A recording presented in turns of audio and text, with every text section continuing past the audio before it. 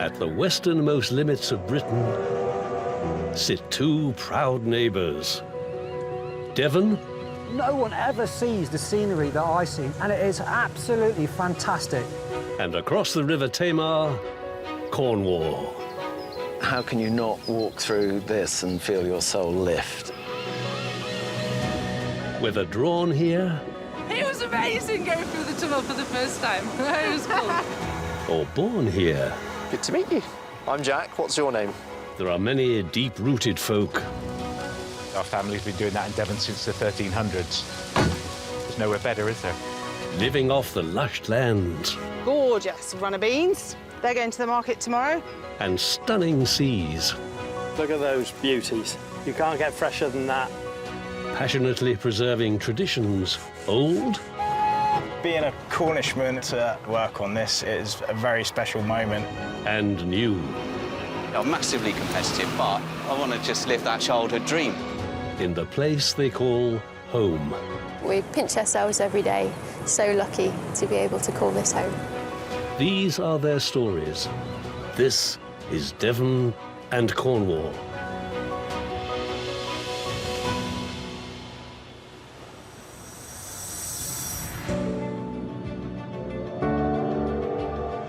Southwest Britain, lands forged by metal and steam.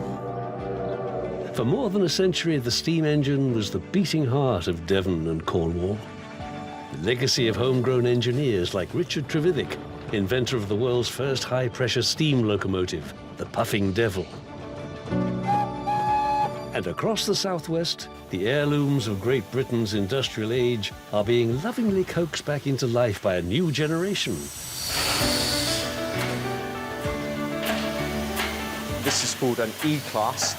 It's a textiles engine, runs like a sewing machine. You can watch it all day.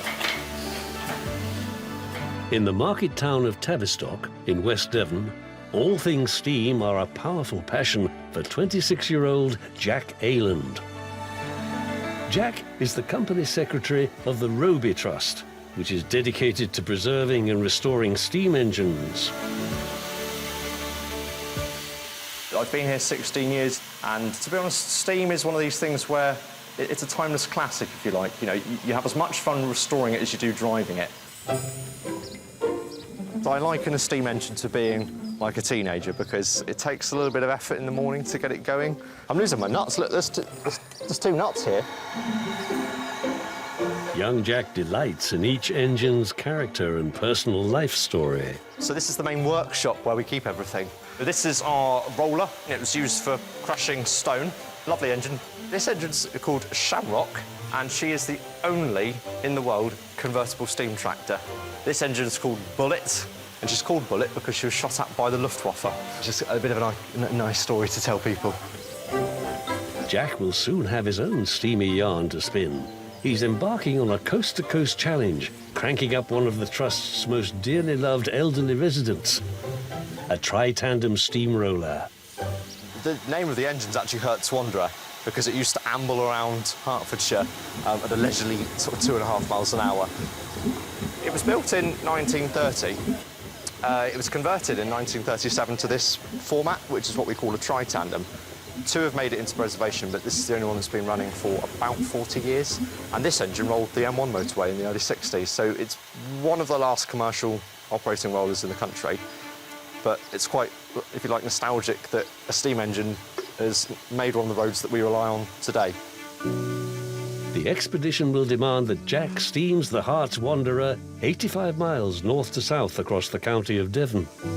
I wanted to do a coast-to-coast, but I never had a purpose. In mid-April, my grandmother collapsed in her garden, and when she was diagnosed with cancer, I felt it was quite important to do something, because she's helped me in the past. I thought, well, what can I do? I thought, let's take an engine right across the county and raise a bit of money in aid of NHS charities together.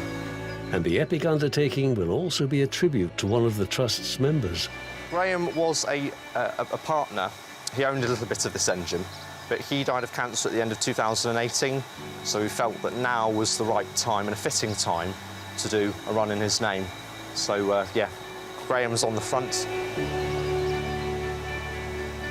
If anything's going to keep me going on this, it's that, you know, we're doing it for charity, and we're doing it for Graham, And hopefully, when we get there, you know, we'll be proud of the end result. After a final spit and polish, the Hearts Wanderer is buffed, burnished, and ready to go. This is the final test drive before the big journey. You all right, Alex? Here we go.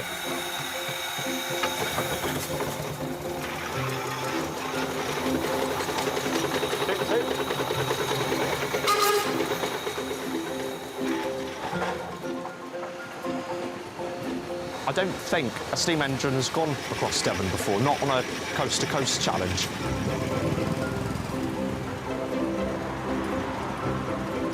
North Devon is a bit hilly, but the countryside is lovely and scenic. Some of the routes are absolutely spectacular, following some of the rivers like the Tor, Bray and the Mole. 85 miles isn't, if you like, a great deal of mileage, but given that this only goes at 3 miles an hour, this is something a bit out of the ordinary for the old girl. So she'll let us know if she's not working. She'll give us a bit of a temper tantrum, no doubt.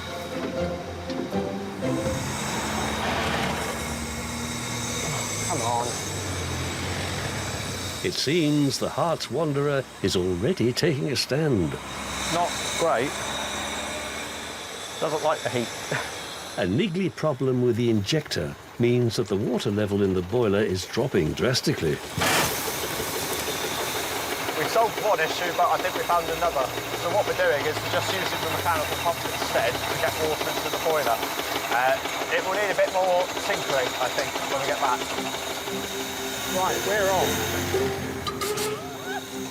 If the injector can't be fixed, the wheels could fall off Jack's coast-to-coast challenge before it's even started.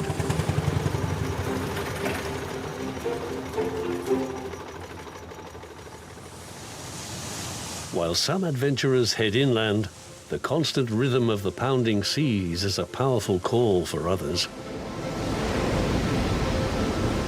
For millennia, the ocean has hewn and etched the granite of the Cornish coast, sculpting a treasure trove of spectacular cliffs and coves, where thrill seekers come in their droves to delight in the sand and surf. For those willing to descend and dive the depths, another awesome world of wonder awaits. And for free divers, Georgina Miller and Alice Hickson, Cornwall's submarine secrets lie below the surface, just waiting to be discovered. I think you never really know. That's one of the wonderful things about living by the sea. It's an actual wilderness, you know, there's nothing that you can kind of control about it. It's like a whole other world which you wouldn't know existed, and it's amazing. It's beautiful. Porth Cerris, on the eastern side of the Lizard Peninsula, is a secluded cove, offering some of the best diving in the UK. I think we're in a really lovely spot down here on the Lizard. There's deep water, it's a beautiful spot. It's a great place for us to live and work, really. Free diving is the most natural form of diving. Using no breathing apparatus, it allows the diver to feel a sense of belonging, at one with the marine environment. Free diving is anything on a single breath, basically, so it's holding your breath underwater. And it can be to do with just exploring a reef, but it can also be competitive with timed breath holds or deep diving. Alice and I are both able to hold our breath for more than 7 minutes. It's taken quite a lot of practice. And Cornwall is just the most beautiful place to do this because we have a bit of something for everyone. Former world champion Alice recently relocated from Bristol to make the most of the Cornish coastline's natural training ground. For me, Cornwall's amazing because I can work here and then right on my doorstep I can just go swimming, diving. Every single day I go in the sea, so I don't think there's many more places where you could do that and then just also have the variety for free diving in terms of the depth, like different places to explore, all of the wildlife. 6 times national champion Georgina has been anchored down in Cornwall for a lot longer, and she's eager to lead her friend to some exceptional dive spots. One of the sites we found was at St Anthony's Head Lighthouse. There's a kind of a cave tunnel that runs underneath it. So it's going to be like a first for you to be able to swim through there. It's just exciting. Like, I like tunnels and cracks and, yeah, just new, so it'll be cool. But you get lots of beautiful wildlife there as well. Hopefully we'll see seals. You never know, hopefully. Yeah. It's time to grab their gear and set sail.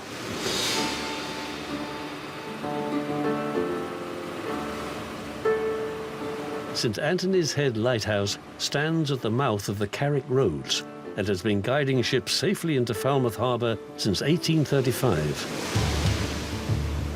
We're heading towards the lighthouse, Alice, the first dive spot. We can sort of see the lights from the top of the cliff. Can you? You can see it flashing at night, yeah.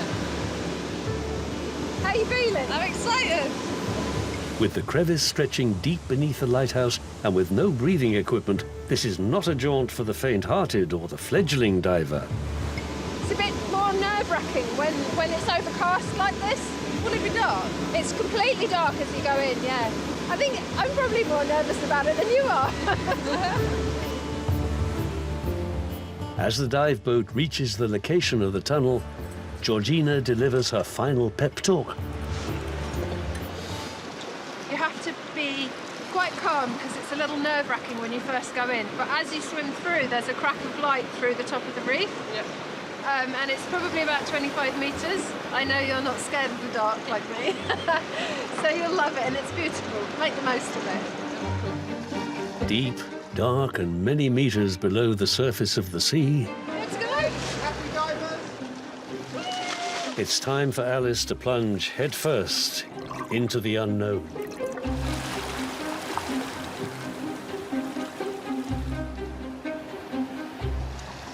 Later, in Devon and Cornwall, Thatcher Stephen makes hay at one of his favourite Cornish haunts. It is a stunning place and it is a beautiful place to work, but believe me, we don't get every day like this. And on Dartmoor, Farmer Stephen heads to market to offer up his family favourites. They're at Dartmoor, born and bred, same as myself. But will he land his asking price? There you are, the great face Dartmoor's in 100. £80 away then to go then, 80. Full mouth there, £80.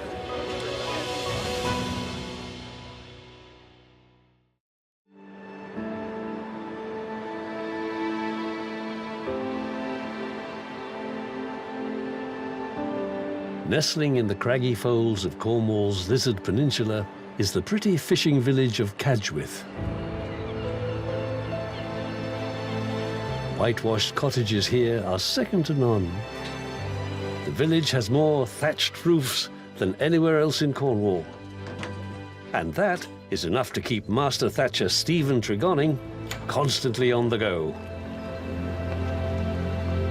Cadgwith Cove lies 11 miles from Helston on Cornwall's south coast. But today, as Stephen prepares for his next big job down the cove, he's heading in the opposite direction. Morning, Graham. Morning, Stephen. Everything good? Yeah, I think so. Good. So far, so good. Lovely day for it, isn't it? It is beautiful, isn't it?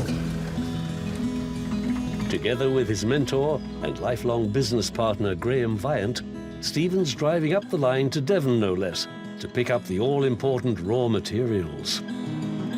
Well, hopefully the straw we're going to look at is going to be pretty good. Yes, yeah, new harvest. And haven't been the best of harvest, but I suppose what he got is pretty good. To get your hands on the finest thatching straw, you need to venture far and wide, for farms cultivating this age-old roofing stuff are few and far between. Oh, Graham. Morning, chaps, all right? Well, thanks, you. Yeah, not bad, thanks.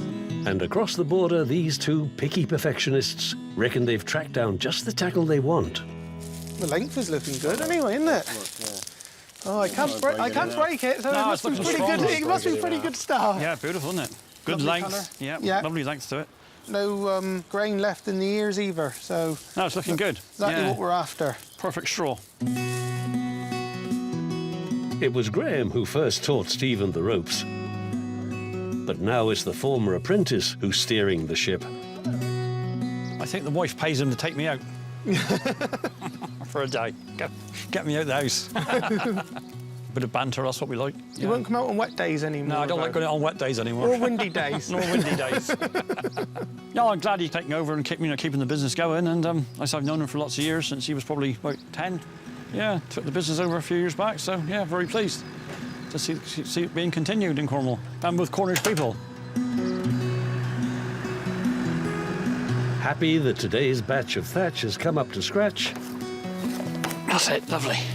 It's time to head back into Cornwall and prepare for their next big job down to Cadgwith Cove. Cadgwith is the classic Cornish village. She may be postcard pretty, but it's a working fishing fleet that takes pride of place. And between them, Graham and Stephen have thatched just about every house in the cove. Ideal day for thatching today. No wind and nice sunshine. I wish every day could be like this. Just fantastic views, and you've got the sea, the fishing boats coming in. And there's not many working villages left in Cornwall, is there? But this one's certainly a fisherman's village. My favourite place in Cornwall as well. Done lots of jobs there over the years. Today's job is a labour of love. They're working on what's said to be the village's oldest house, Old Dolphin Cottage. Lovely job, thank you. First job is to get rid of the shabrag, worn-out straw. That was the old top layer we put on, well, nearly 20 years ago. What happens is the straw, when it's on the roof, the water runs from one straw to the other, and it wears this space back to the fixing. It's at the end of its life there now. Bitter blasts lash the cove in winter, testing even the best-laid roofs.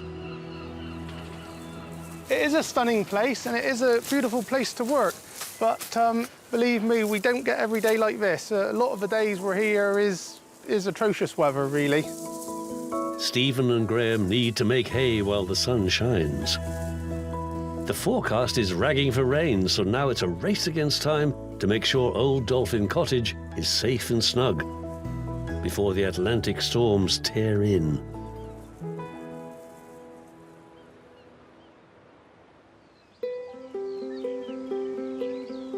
Dartmoor, this vast, untamed moorland, is the living, working landscape at the heart of Devon. For around 5,000 years, folk have raised their livestock here, earning their keep from the ancient land. And today, the pace of change is slow, with 90% of the national park still being farmed by families like the Alfords. At Elven Farm, on the northern edge of Dartmoor, near the town of Oakhampton, Steve Alford and his partner Hayley are gathering in their flock, ready for market. Ready, Jet, hold day, Minnie. Elven's Farm's bread and butter breeds are their Texel and Suffolk mule lambs, and Steve and Hayley are hoping they'll fetch a half-decent price. Massively important, this side of the business, you know, this time of year, able to, you know, sell the lambs and turn over a bit of money. Steve's also looking forward to his first shot at shifting some of his grey-faced Dartmoors, a breed from a kindred clan. They're Dartmoor, born and bred, same as myself. They're an endangered breed. There's only a few thousand registered. They're my favourite sheep on the farm. You just got to look at them and you fall in love with them. So I'm hopeful that we'll get a reasonable price at the market. With the sheep safely stowed and everything shipshape. Right, got all the paperwork? Yeah, all sorted. Steve and Hayley set off with their treasured cargo, heading for Chagford Market. The sun's shining, so I reckon there'll be quite a few people there today. Famous for being one of the only livestock markets within Dartmoor National Park, there's been a market in Chagford since the Middle Ages. Cattle, sheep, horses, ponies and poultry on offer. It's a jolly gathering that local farmers enjoy. Yeah, it's nice to support your local markets, isn't it? You know, there aren't many markets left like this now, is there? Once the lambs have disembarked and are safely penned, it's down to the nitty-gritty of selling. And the Texel and Suffolk mules are up first. obviously the weather's on our side, and there's a huge crowd here, so hopefully there's plenty of buyers here, which looks like there is. The prices should be good. The very least they're looking for is £70 per sheep, the reserve price agreed with the auctioneer. Anything above that is a bonus. 10 mix, where you were saying there, and 70 going to 52. 70. And the bidding begins. 70 got there, 70 pounds, 70 pound a bit there, 70 pounds, 70 pound there, 70 pounds, 70 pound there, 70 pound. One, half, but not then, 71 pounds, 71 pounds, 71 pound, half. One half. Everything that we sell down here today, and that, you know, it all goes back into the farm. So, you know, help pay all the bills. 73, 73, half, 73, half, 4, yes, it's 75, it's 75 pounds, you missed it then. That's 75 pounds, a selling going half, and all on 75 pounds. £75 a sheep gives Steve a tidy profit. Sold really well. Yeah, all in all, I think we're very happy with that. He's banked a few quid with the crossbreeds, but can Steve's purebred grey-faced Dartmoors now earn him a pretty penny? And with only 3,000 registered ewes in the UK, not everyone is up to speed on the rare breed. I was like 16, 17, 18. I had 2, so my flock has come up from 2. Right. And we've got about 80 ewes now. Right. So easy to handle and all that sort of thing.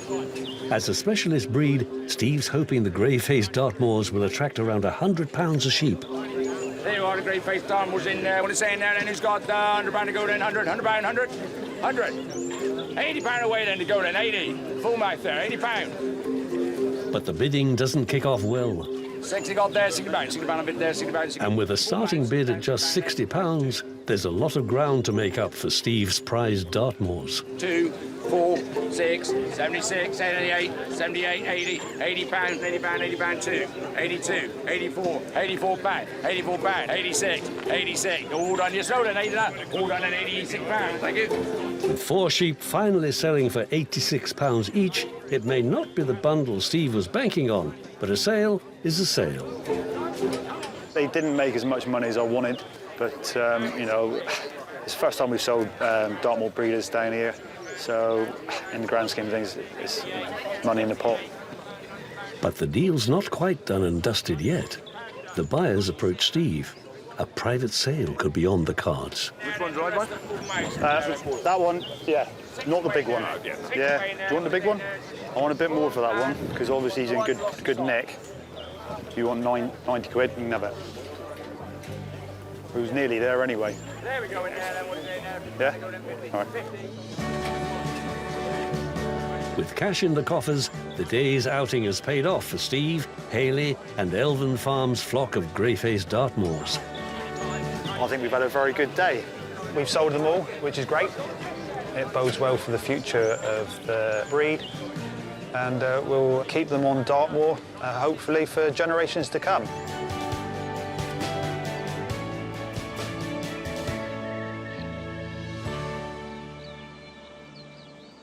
Later, on Devon and Cornwall, there's a surprise encounter for free divers Georgina and Alice. It's really, really dark in there. But then as soon as it got light, there was this enormous seal in the cave. Wicked. And is Steam Buff Jack's epic trip across Devon about to grind to a halt? The fire has what we call clinkered over, so we can't raise steam pressure. Serious business.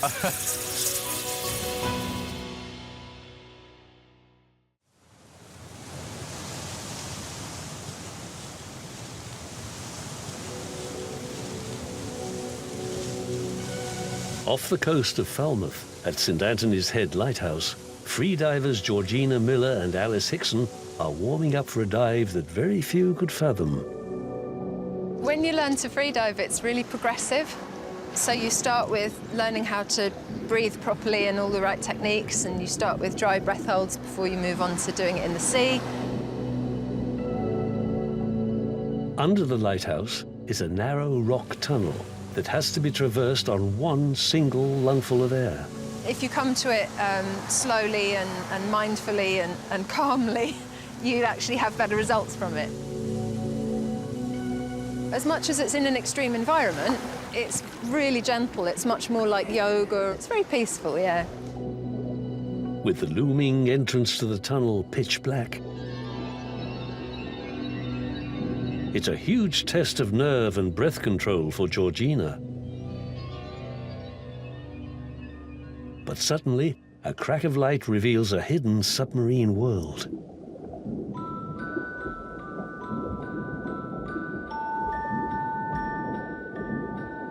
And Georgina is not alone, as she comes face to face with a solitary seal. I think we're quiet down there and we're really mobile, so it means that we can get close to creatures like that. I mean, in a way, I guess, but they're not that dissimilar, you know, we're both mammals and we're both holding our breath. With Georgina safely out the other side, Alice attempts to dive into the concealed tunnel for the very first time. And it's safe to say, she's in her element. I just love being in the water. I think once I'm in the water, nothing else matters. Just that freedom that it gives you to explore and discover and learn about yourself as well as much as the environment that you're in, I think. 25 meters of an underwater subway on a single breath is a mighty buzz, even for a world-class free diver like Alice.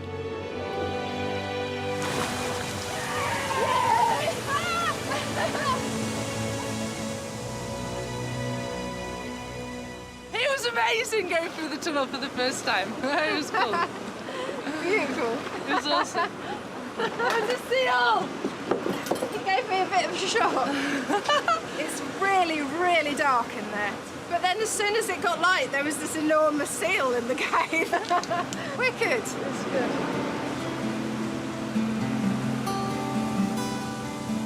Finding herself face to face with a seal has stirred up Georgina to hope that they might meet others at their next dive site, Gull Rock, a solitary offshore crag. I think I saw one popping his little head up in that cave. Yeah, there is a little one. Yeah. Yeah, let's go.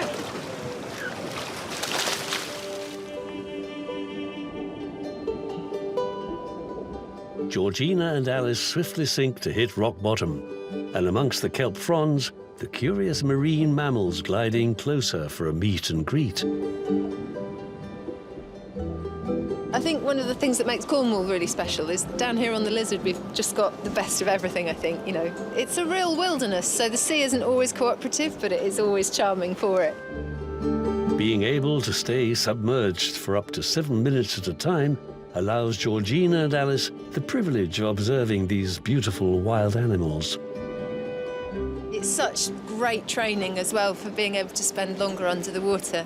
And I mean, like diving with seals, we just down at the bottom, not really moving and just staying still and letting them come to us. And so if you've got a good breath hold, it can You mean get you more have time with the seals. Yeah, you get more time with the seals.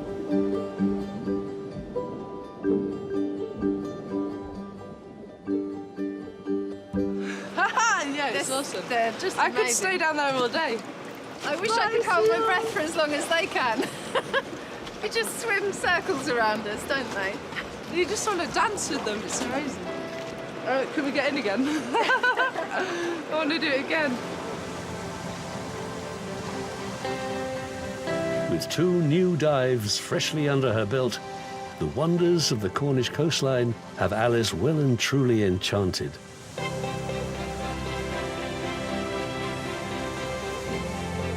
I don't think there's anywhere else where you could be so close to the sea and live somewhere so beautiful and just, yeah, I've got a good network down here, so it's a nice place to be. You kind of end up meeting some of your best friends through free diving. It's just nice to kind of share your passion with people and share the love. Yeah, share the love.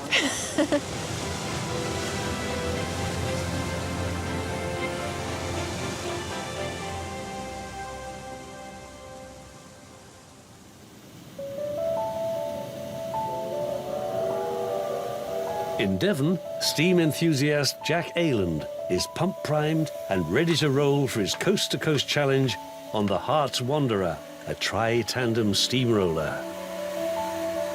Oh, I'm very, very excited that we've actually got to this day. It's been a few months of very hard planning and preparation. I don't think I've ever been this organised in my life. I'm trying not to think of the 85 miles ahead of us. Day by day, we'll take it as it comes. The epic journey will test the 90-year-old engine and her top speed of 8 miles an hour to the limit.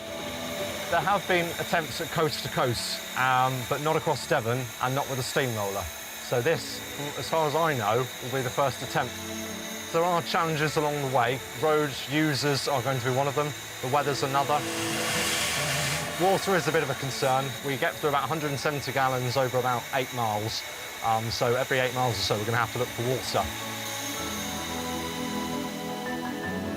Starting at the Linton and Barnstaple Railway on the north coast of Devon, Jack, colleague Alex and their beloved engine will attempt to steam across the county to Plymouth Hoe on the south coast.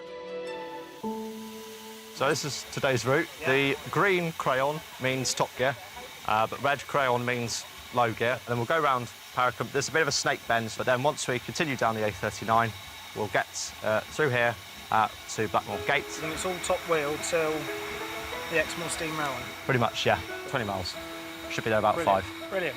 Should we do it? Let's do it. Do it. On the road. The railway is the perfect place for a fitting send-off of historic steam engine to historic steam engine.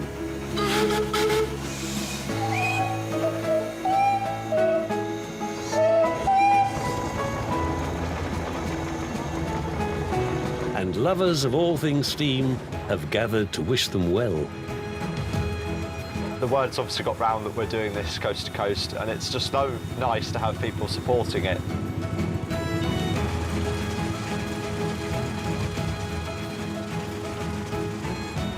There are 5 days of soot, sweat and traffic jams ahead. And it's definitely a case of slow and steady wins the race for the Heart's Wanderer.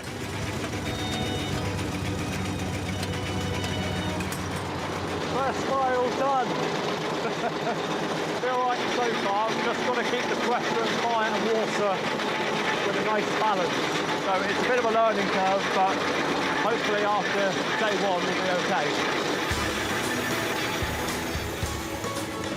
For Devon-born Jack, the landscape of his home county couldn't be a more beautiful backdrop.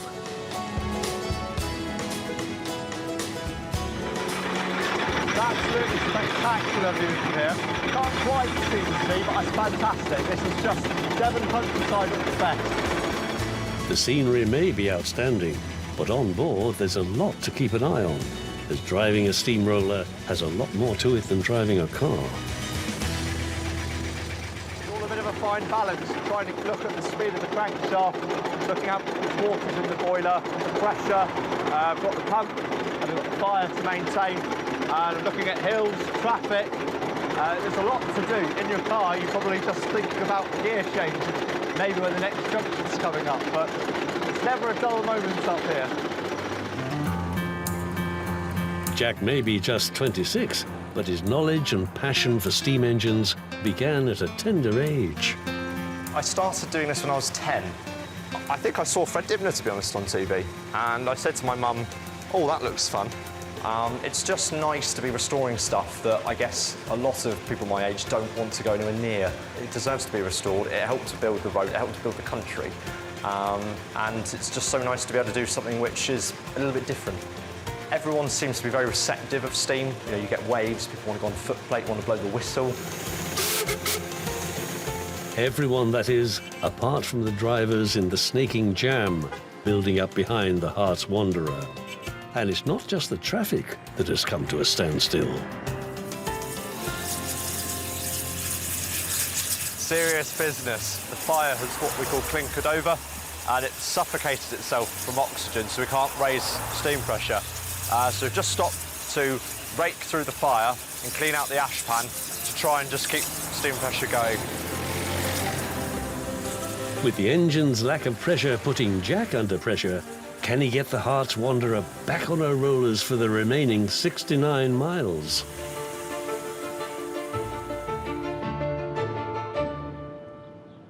Later in Devon and Cornwall, a snip back in time at Cadgwith Cove. Its final little haircut But will Thatcher Stevens' new coiffure cut it?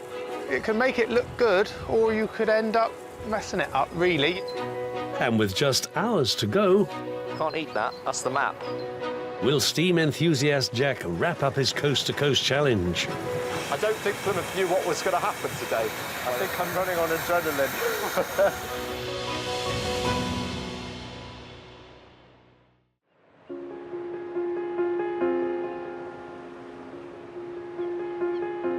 Down in the Cornish cove of Cadgwith, an age-old craft is alive and kicking. Master Thatcher Stephen Tregonning is giving one of its most notorious and long-standing cottages a brand new weave. This is old Dolphin Cottage. This pair of cottages was the oldest ones in Cadgwith. I believe they was built for smuggling because they've got cellars underneath of them. I'm always told that they're so close to the sea that they're close enough, but not close enough ever to get flooded out. So it was all built for smuggling reasons. So the story goes. Thatched roofs have always been a tradition in this close-knit fishing community, and in days gone by, relied on straw scoured from Cornish farms. There's nothing fancy involved at all. It's all natural products and it's all reasonably locally sourced. So years ago would have been, really, it was a poor man's roof. While Stephen fixes his sights on defending old Dolphin Cottage from the downpours, down below, his former mentor Graham is pleased as punch to see this time-honoured Cornish tradition given a new lease of life. Wonderful craft to be in, isn't it, really? And, you know, all these things are dying out, but luckily Thatching's being kept going. Thanks to Stephen and the youngsters coming on. Yes, yeah. So I'm very pleased that he's carrying on with it. And hopefully it'll keep going. And their mix of youth and experience results in steady progress. We've worked on this cottage lots of times in the past together, and it's quite nice to have him back helping again.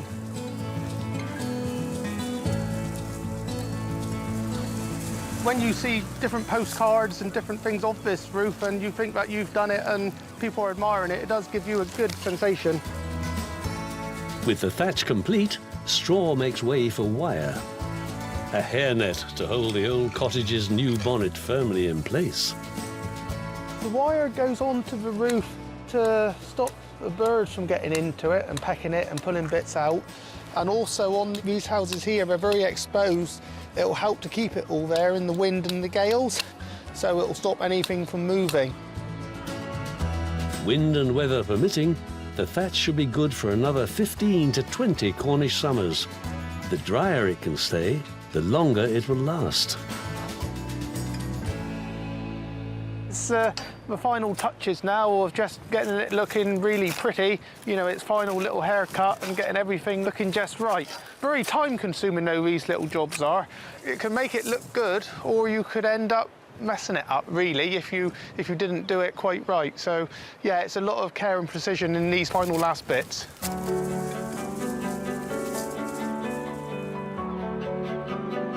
The finishing touches is just to the eye, and you know, you want everybody to look at it and say what a lovely job you've done. I'm very pleased with it. Yeah, it's nice to see what we've achieved, and yeah, everybody's happy. After nearly half a century of work to maintain Cadgwith's thatched beauty, it's another satisfying moment for Stephen and Graham. Done a nice job with that. Yeah, it's looking very good. It's been tidy, isn't it? Yes, that's right.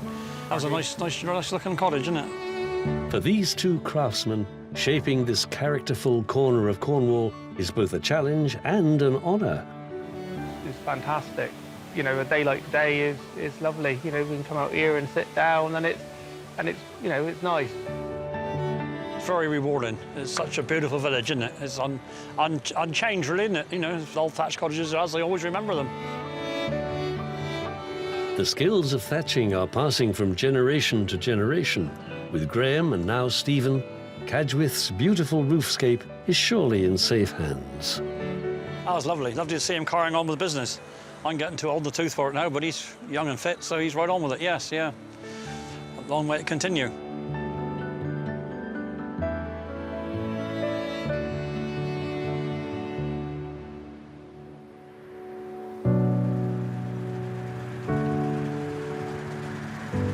Devonian Jack Ayland is 4 days into his coast-to-coast challenge, steaming the Hertz Wanderer, a tri-tandem steamroller, across the county. It's been a journey as up and down as the roads he's travelled on. The days have been fairly long. It's been fairly wet. Lots of dirt. Not very good food. We had issues on Tuesday. I thought we were probably going to have to stop. It took 7 hours to do the repair. It's teamwork that's got us through it. Teamwork and the beauty of the Devon countryside. Starting at the Linton and Barnstable Railway, Jack's coast-to-coast challenge has taken him through South Molton, Samford Courtenay, Oakhampton, his hometown of Tavistock, Yelverton, and now he's within spitting distance of Plymouth Hoe and the finish line. This is the grand finale. We're very near to Plymouth now after travelling 74 miles. So we're very excited. We're very relieved when it's over. We're not going to be complacent just yet because anything can happen. Nothing, not even the miserly weather, can dampen the spirits for the final slog of the marathon. Oh, what a wonderful morning. Oh, what a wonderful day. I've got a wonderful feeling. Everything's going our way. Inspired by Jack's grandma Catherine and in memory of ex-colleague Graham, the Coast to Coast Challenge is raising money for NHS Charities Together. The money that's being raised, it's for cancer patients, both who have passed away, but for the carers who have looked after them, and people who will need support in the future. Some Devon VIPs have turned up to give their blessing to the venture. We've got a few Dartmoor ponies here. Good to meet you. I'm Jack. What's your name? Have you seen a steam engine before? Probably not, have you? Can't eat that. That's the map. It may be the last day of the challenge, but it's also a day of firsts. If they arrive at Plymouth Hoe, the Hertz Wanderer will be the first steam engine ever to have trundled coast to coast across Devon. It's pleasing to know that the first time a steam engine's ever done this, and we might actually get there. That is a blessing.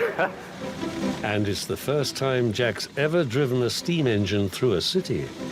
We've tried to time this journey into Plymouth as such that hopefully the traffic will be minimal. But, you know, we think we're going fast at 8 miles an hour, but according to modern day traffic, that is tediously slow. The old steamroller guzzles 170 gallons of water every 8 miles. Can you turn it down? Just turn it off for a second. And filling up on the street with mounting traffic is putting Jack and his team under extra pressure. I don't think Plymouth knew what was going to happen today, by the looks of it, so I think I'm running on adrenaline. With the final tank full of water on board, there's just a few more miles to roll. I can't believe it. We're actually here in Plymouth on a steamroller. Home run.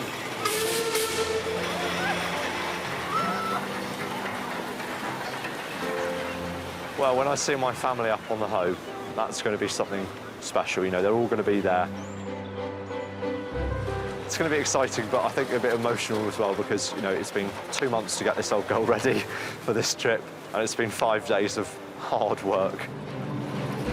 You know, just to get to the end, see the sea, is really lost for words, probably. As the Hertz Wanderer rolls up onto Plymouth Hoe, a crowd of friendly faces has gathered at the finish line. Feels very weird. Very weird indeed, just to see this many people up here expecting us. To do a coast-to-coast, it's been on my bucket list for years, and it's going to be something we're going to look back at and think, wow, we actually did that. With a final hoot on the whistle, Jack's challenge is complete. And he can grab a well-deserved hug from Mum.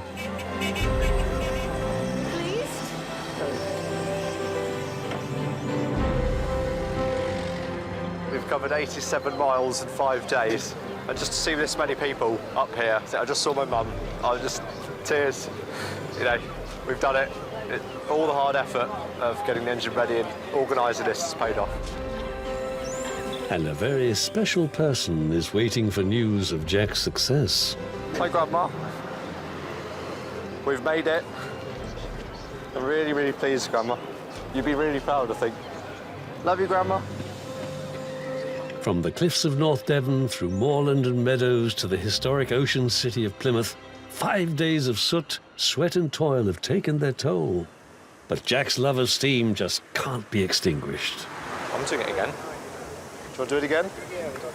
We'll give it a few weeks. I mean, the thing is that, you know, it's for day 5. We've had struggles, but we're still smiling. Give it a year, and we might have another idea.